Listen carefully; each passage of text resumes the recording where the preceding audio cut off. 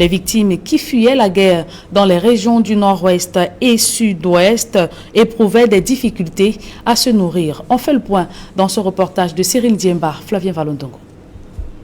En Konsamba, chef-lieu du département du Mungo, région du littoral, 5 enfants d'une même famille ont frôlé la mort après avoir consommé du champignon toxique. Ils sont allés au champ chercher les champignons. Aujourd'hui, du champ maintenant, ils ont mis les champignons, ils ont préparé. Donc lui qui a beaucoup goûté, comme ce qu'il préparait, c'est lui alors qui était grave. Oh, c'était un mauvais champignon. Il s'est en train de vomir, il vomissait, il chiait. Les 5 enfants. Ces tout petits, accompagnés de leurs parents, par ailleurs, déplacés des régions en crise et qui ont trouvé refuge dans un quartier de la ville de Konsamba, vivent dans des conditions difficiles. Ils ont trop de problèmes. Même manger seulement, tous les jours ils pleurent. C'est les familles qui sortent des zones de guerre. Ils sont pleins. J'ai 2 camps. Il y a un camp ici, un au Jean 23. Conduits à l'hôpital régional de Konsamba, presque en état de détresse, ces adolescents payent ainsi le prix d'une souffrance alimentaire dont ils font face depuis leur arrivée dans le Mungo. À l'arrivée, ces enfants présentaient des signes de choc, présentaient une asthénie physique intense, présentaient des vomissements liquidiens, alimentaires et une douleur abdominale diffuse. Au vu de ces symptomatologies similaires chez ces 5 enfants, nous avons pensé à une toxi-infection alimentaire, communautaire ou collective. Toujours prompte à soutenir des cas indigents, le directeur de l'hôpital régional de Konsamba a tout de suite instruit une prise en charge gratuite de ces enfants victimes d'une intoxication alimentaire. Nous avons tout d'abord réhydraté ces enfants en plaçant des voies veineuses à l'aide du sérum salé pour la hydratation. Nous avons administré à ces malades des antidouleurs, notamment du travail injectable, des antispasmodiques, du spasmone injectable.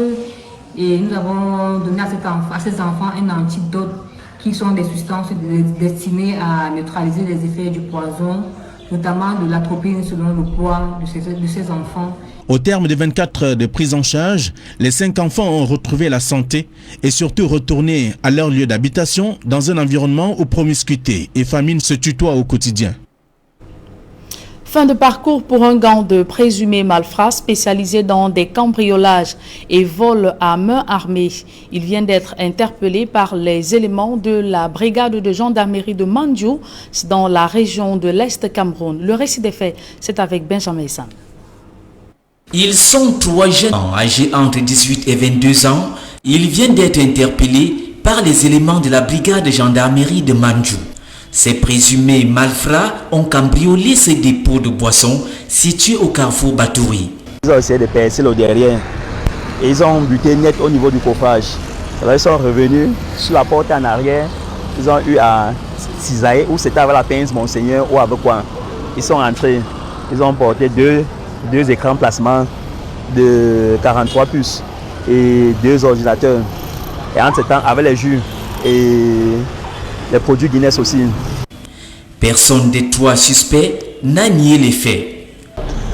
Ils sont passés aux aveux. Ils étaient au nombre de 5. Nous n'avons plus que récupérer 3. Les 2 autres sont en cavale. Il y a quelques mois, c'est un trafiquant de stupéfiants qui avait été arrêté. L'arrondissement de Mandjou est au cœur de l'insécurité. Seulement, cette unité de gendarmerie peine à se mouvoir totalement sur le terrain. Ils ne nous donnent pas facilement le renseignement. Et bien même quand ils veulent donner ces renseignements, c'est pour essayer de dissuader les enquêtes. La deuxième difficulté, c'est l'effectif. Nous avons un effectif féminin plutôt. Et aujourd'hui, on ne peut pas couvrir toute la circonscription. Des moyens adéquats permettront à la brigade de gendarmerie de Mandjou de couvrir les 27 villages que compte cet arrondissement situé aux portes de la capitale régionale de l'Est. Un militaire a fait ses adieux au métier des armes. Le capitaine Wanko Ernest, en service au 23e bataillon d'infanterie motorisée, vient d'être admis à faire valoir ses droits à la retraite après une trentaine d'années au service du drapeau. Le capitaine Wanko Ernest a dit au revoir à ses frères d'armes au cours d'une cérémonie sobre dans le strict respect des mesures barrières au camp du 23e bataillon d'infanterie motorisée. Il achève ainsi sa carrière après avoir opéré sur le théâtre de la crise anglophone. Je vous propose de l'écouter dans cet extrait sélectionné par Jacques Nomolon.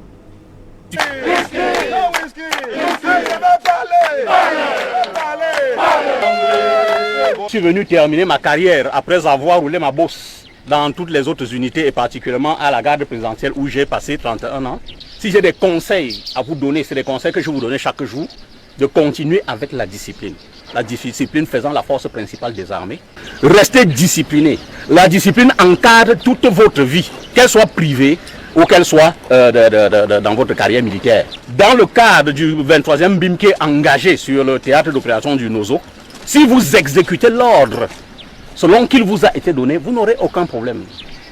La difficulté se présente lorsque vous commencez à philosopher sur les ordres des chefs. Il est pour nous comme un père. Il ne dérange pas, il n'est pas un chef qui est là, il met les gens à l'aise.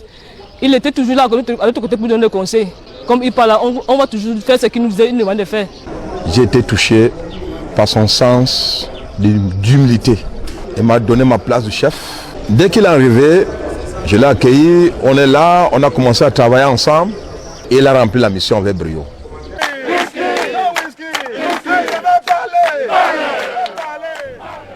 Le mauvais état de la route, le manque d'électricité et les moyens de communication plombent considérablement le développement de l'arrondissement de Niété malgré les efforts de la municipalité. Les projets sont implémentés, mais les populations peinent à en bénéficier. Joseph Abenabena.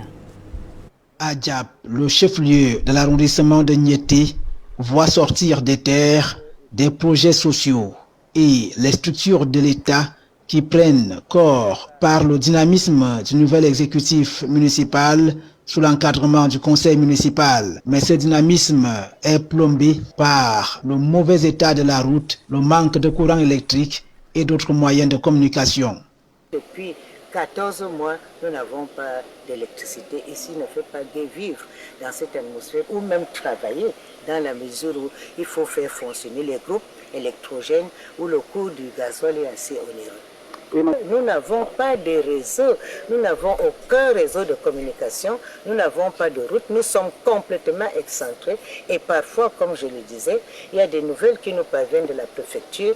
Il nous est absolument impossible d'être au courant de telle ou telle réunion à temps parce qu'il n'y a pas WhatsApp, il n'y a pas Internet, il n'y a pas de téléphone. Tous les réseaux sont complètement inexistants et en plus, il n'y a pas de route. Vous savez qu'à ce moment précis, la mairie de Niété n'a pas de véhicule.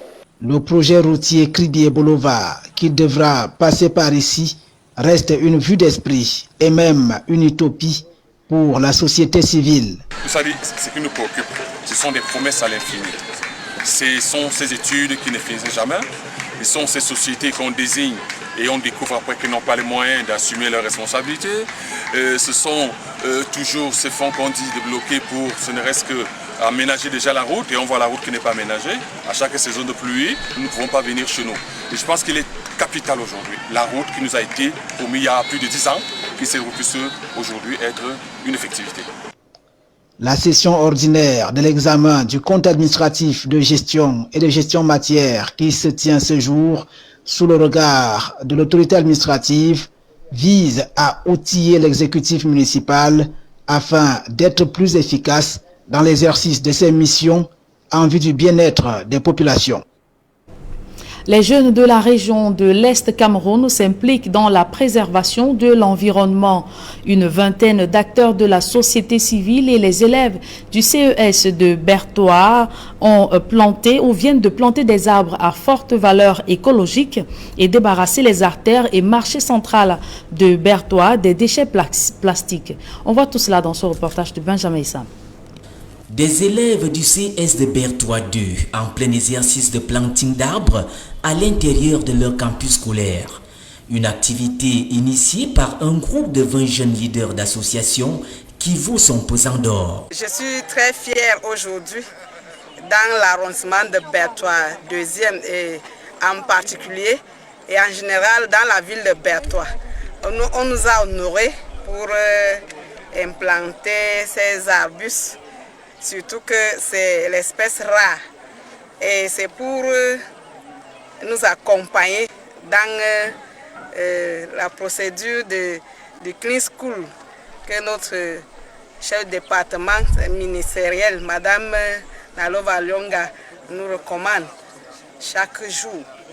Et comme nous sommes un établissement en plein air, cela nous permettra d'avoir une barrière virtuelle en attendant que les choses s'améliorent. Pour ces jeunes leaders, il est question de sensibiliser sur les enjeux de protection de l'environnement et sur l'impérieuse nécessité du reboisement. Aujourd'hui, nous avons la conviction, et je crois que ça ne fait plus aucun doute, que la transformation de nos pays passe par le respect de notre environnement et la protection de notre environnement. Alors, il était important aujourd'hui, s'agissant du Cameroun, 64% de la population camerounaise sont des jeunes de moins de 25 ans.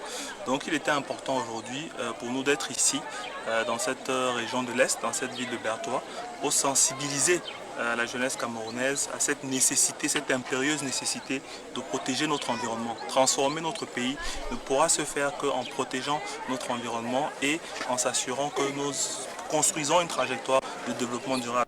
Le choix des Bertoua en pleine région forestière adhère aux objectifs de développement durable des Nations Unies pour l'agenda 2030. On choisit la ville de Bertoua et la rejoindre de l'Est, compte tenu de son potentiel, de sa biodiversité, avec un rêve et un souhait qui est de pouvoir faire de Bertoua, à horizon 2030, la capitale verte du Cameroun. Et je crois que c'est à ce prix aussi que notre pays pourra se développer et pourra atteindre ses objectifs de développement. Les mêmes jeunes leaders d'associations ont sillonné rues et marchés de Bertoua, sensibilisant sur une meilleure gestion des déchets plastiques.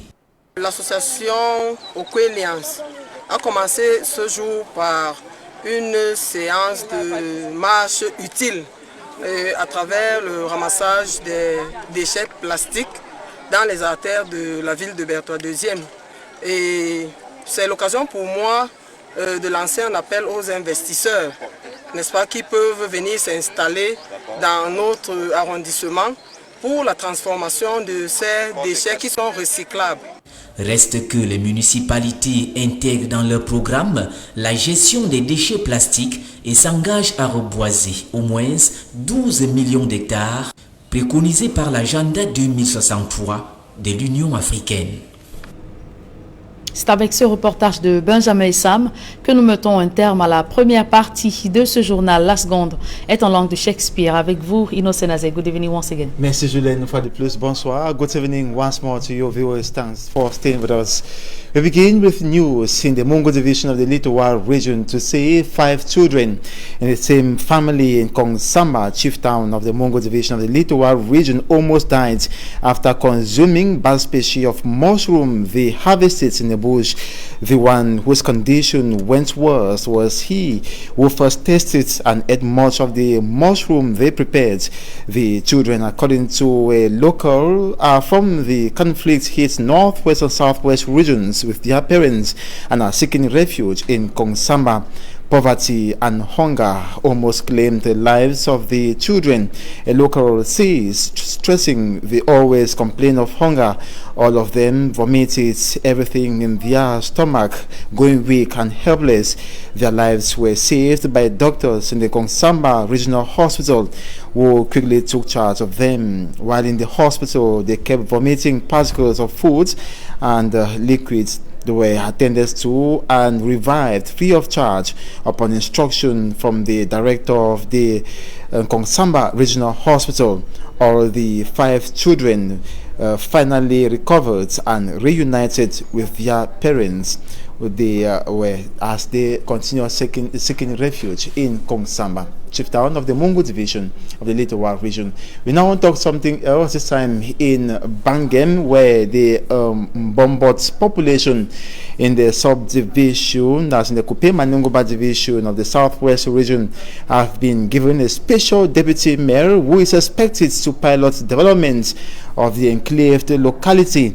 Though Bangem is doing fine, according to the mayor, Mbombot being part of it is sick in terms of infrastructural development, no water supply and electricity. The mayor of Bangem and other municipal authorities believe the special deputy mayor will ensure Mbombot has good passable roads, schools, hospitals, water and electricity, just like any other locality in the Bangem municipality. Take a listen to the mayor of Bangem, Christophe Ekongwe, and the fourth deputy mayor, Richard Ekome. The following excerpt. It's changing. The moment you enter Bangem, the squares, you see that there's a change. The Bangem municipality has an area which is very, very difficult to access. The Mbogmut land, to go there from here, it's hell, it's not easy, and to leave from there and come here is not easy.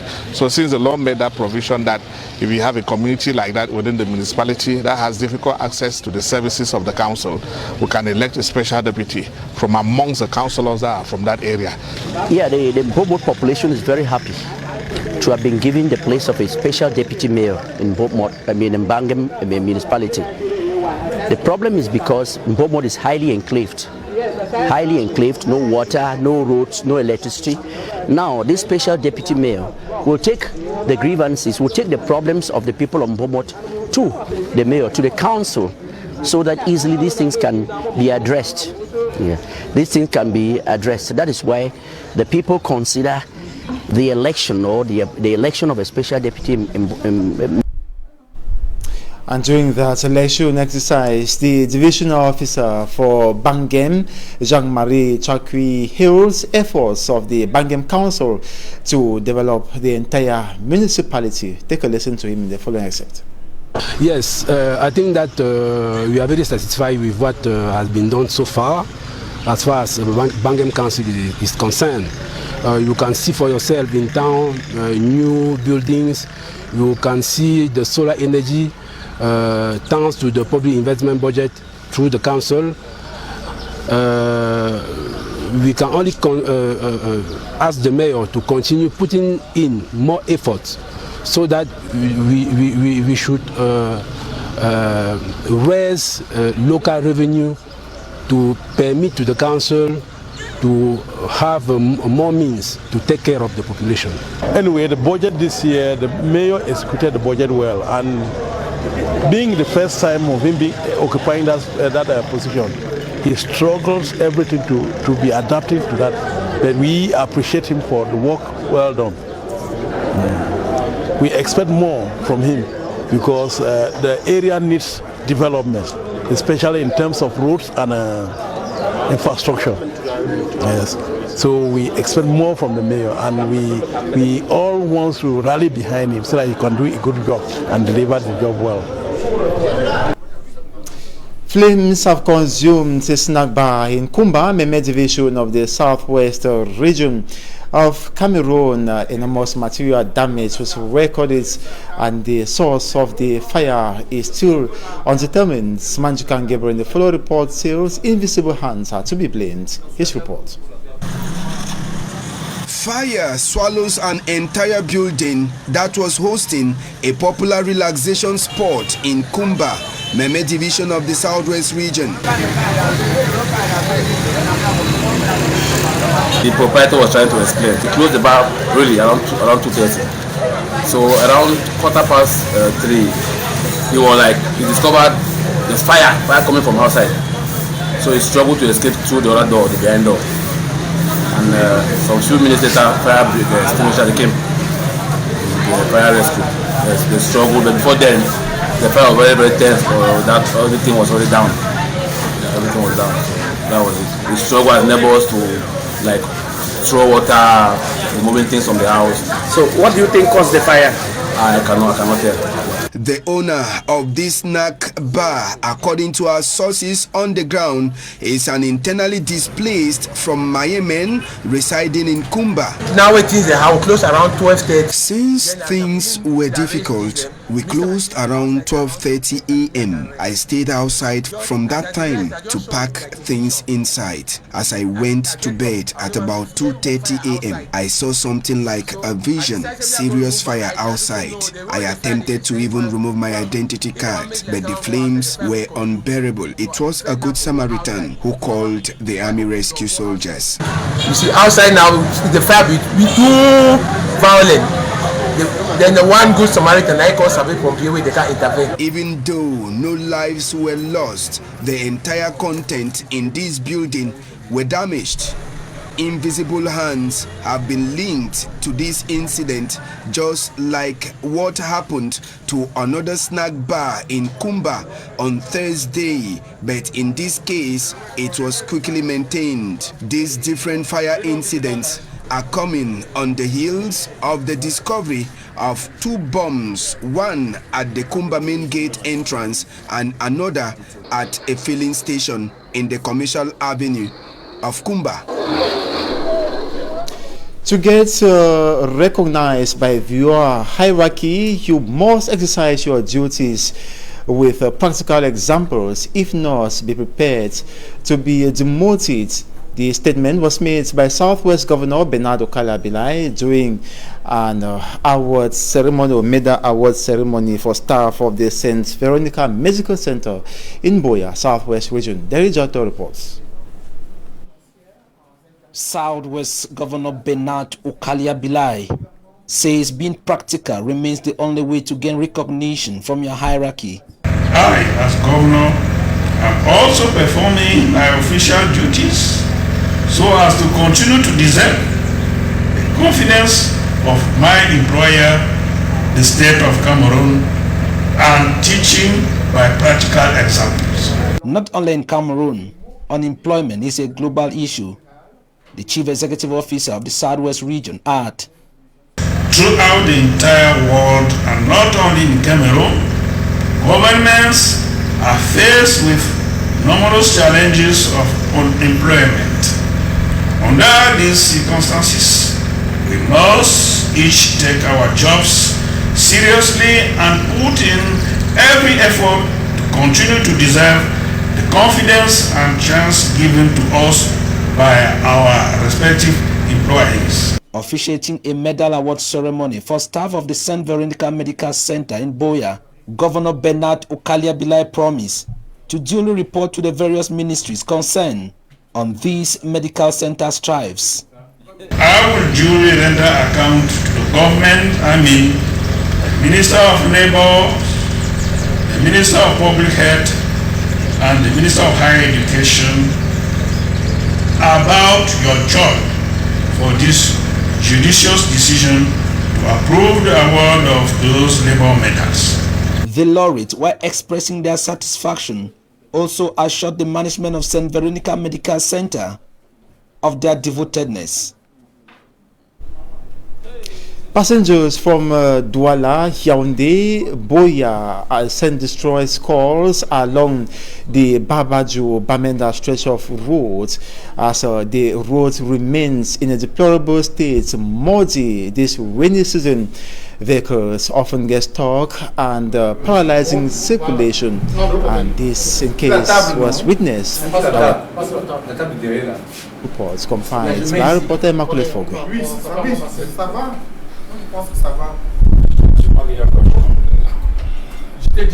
Expressed on the faces of passengers getting in and out of the town of Bamenda, chief town of the Northwest region. The muddy and slippery nature of the Matazam Road obliges them to stay on the same spot for several hours.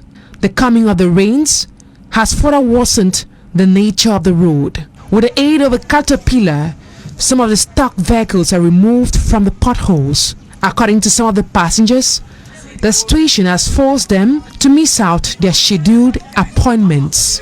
The travelers have bashed the Cameroonian government for their outright neglect of the road linking the West region and the Northwest region.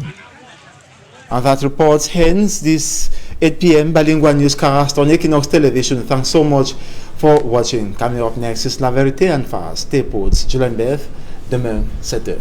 Rendez-vous demain, 7h, s'il plaît à Dieu, Innocent Nazé. Mesdames et messieurs, merci d'avoir suivi cette édition bilingue du journal. Ne manquez surtout pas votre programme dominical La Vérité en face avec comme invité Albert Zongan, conseiller du président national du mouvement pour la renaissance du Cameroun. Bonne suite des programmes sur la meilleure des télévisions.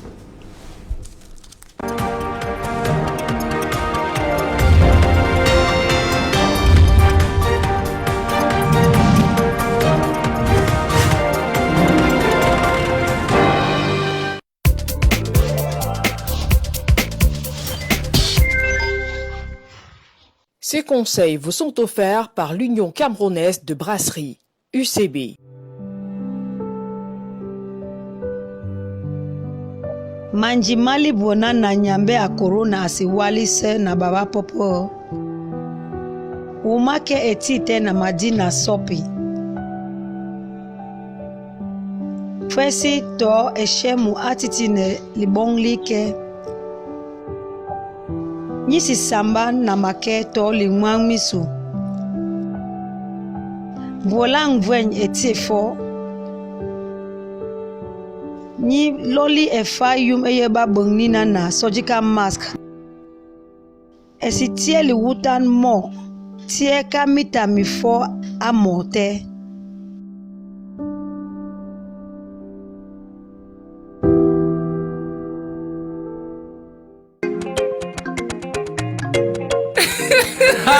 Twins! How you feel for Pitani? My joy na times two!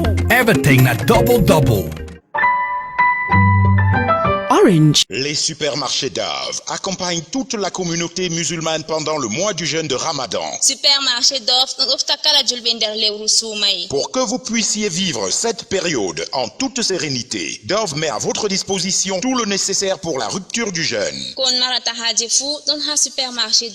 Des thés et infusions diverses, c'est à Dove. Des jus naturels et boissons hygiéniques, c'est à Dove. De la bouillie, semoule et couscous algérien, c'est à Dove. Des dattes, du lait, de la farine et du sucre en abondance, c'est à Dove. Dagashai, sukar, kosam, gari, owagi. Les supermarchés Dove, les roussouma kamwartan boutumere. Vivez bien cette période en respectant assidûment le 5e pilier de l'islam. Respectez la période du jeûne du Ramadan grâce au supermarché Dove. Supermarché Dove, tum, boutou. Dove, encore et toujours le moins cher, même quand les autres sont...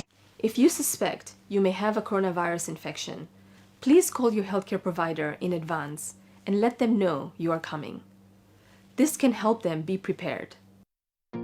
WHO recommends preventive measures to reduce your risk. Wash your hands frequently using soap and water or an alcohol-based